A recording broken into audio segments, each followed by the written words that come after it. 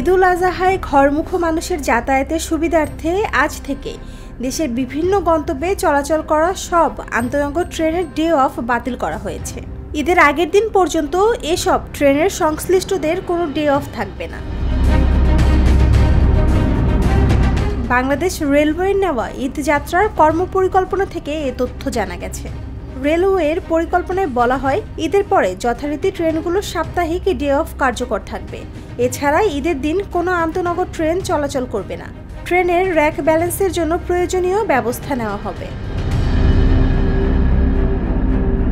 কিন্তু ঈদের দিন বিশেষ ব্যবস্থায় মেইল এক্সপ্রেস ট্রেন চলাচল করবে। ঈদে ঘরমুখো মানুষের ট্রেনের যাত্রার সুবিধার্থে 5 জোড়া অর্থাৎ 10টি ঈদ স্পেশাল ট্রেন চালানো হবে। সিদ্ধান্ত অনুযায়ী আগামীকাল 4 জুন থেকে এসব ট্রেন চলাচল শুরু করবে। নুসরাত জাহান শম্পা, নিরপেক্ষ নিউজ ডেস্ক।